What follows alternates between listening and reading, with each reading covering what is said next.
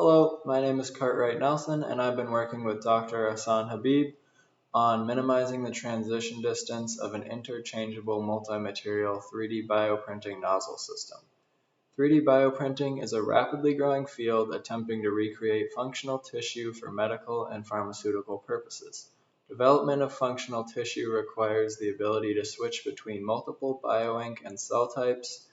Existing systems have some issues because they require more than one printhead to achieve a complex extracellular matrix, which decreases efficiency, structural integrity, and accuracy of your print.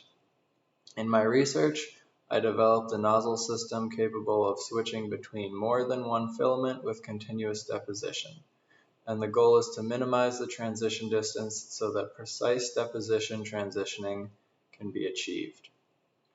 I modeled all of my prototypes using Rhino 6 CAD software, and my first prototype was created by hollowing out a 3 milliliter syringe, running tubing through it and into the nozzle, and sealing it with epoxy resin.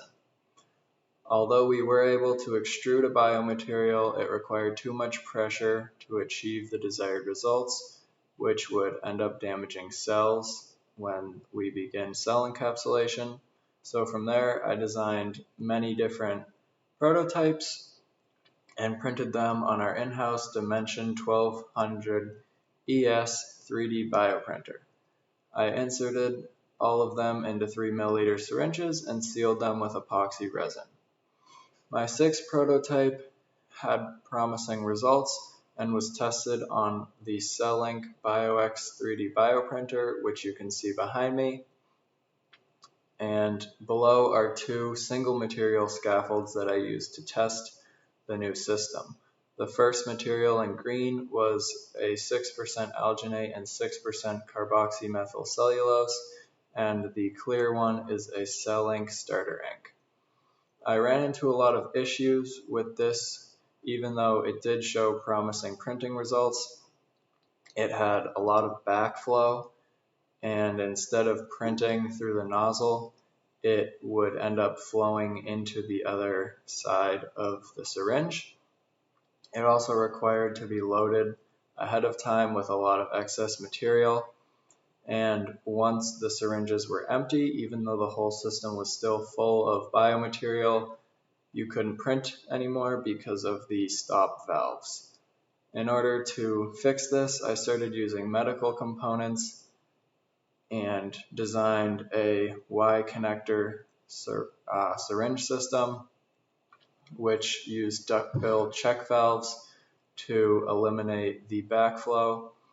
It also did not need any excess material, so it saved a lot of material and was much easier and quicker to start printing. My research regarding the transition distance is ongoing, and I developed a spiral method using Rhino 6 software, which allows me to switch from one material to the other, and I use food coloring into biomaterials to show when it switches. I record times and distances in order to figure out which material is best, and I've been working with a new concentration of alginate and CMC, which totals 8%.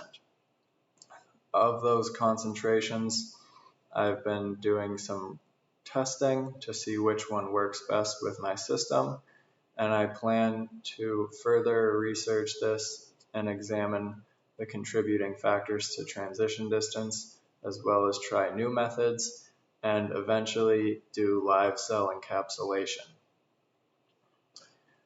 I would like to thank Keene State, New Hampshire Biomade, and New Hampshire INBRI, as well as Dr. Hassan Habib. Thank you.